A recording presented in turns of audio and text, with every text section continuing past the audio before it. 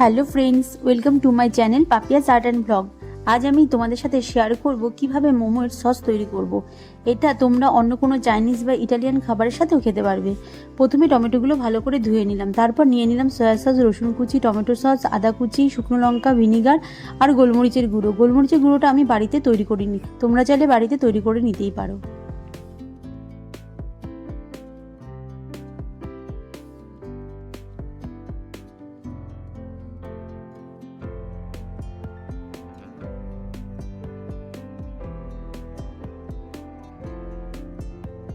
তারপর কড়াইতে টমেটো সেদ্ধ করার জন্য জল নিয়ে নিলাম।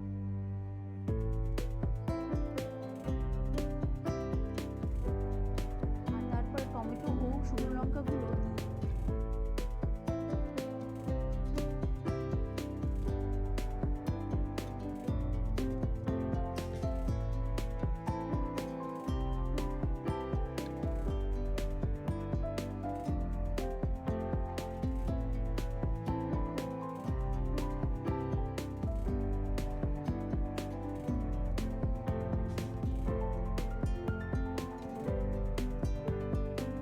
এবং 20 মিনিটের মতো ঢাকা দিয়ে রেখে দিলাম। তারপরে দেখো টমেটোগুলো সিদ্ধ হয়ে গেছে। তারপর টমেটো ও শুকনো লঙ্কাগুলো একে একে কড়াই থেকে তুলে নিলাম। দেখো টমেটোর খোসাগুলো যেন উঠে এসেছে।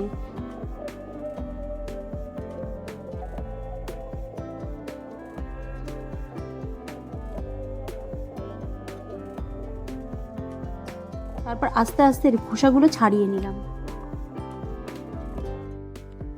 খোসা ছাড়ানো টমেটো, শুকনো লঙ্কা, কিছুটা রসুন কুচি, কিছুটা আদা কুচি দিয়ে মিক্সিতে ভালো করে মিক্স করে নিলাম। মিক্স করার পরে দেখো মনে হচ্ছে না থকথকে একটা চাটনি তৈরি হয়েই গেছে, পুরো লাল টমেটোর সস হয়ে গেছে। তারপর কড়াইটা হালকা গরম করে তাতে তেল দিয়ে দিলাম।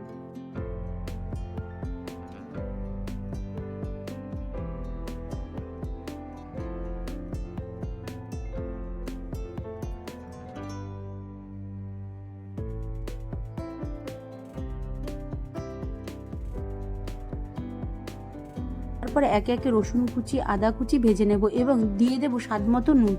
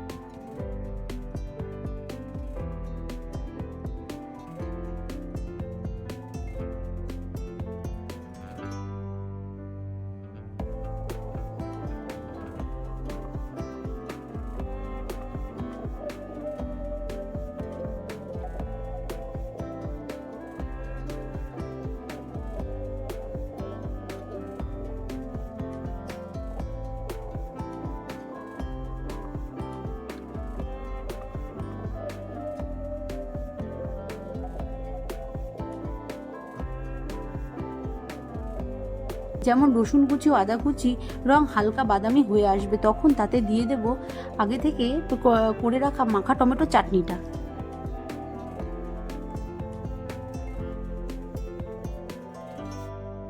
তারপর একে একে সয়া সস, গোলমরিচের গুঁড়ো দিয়ে ভালো করে নাড়াচাড়া করে নেব।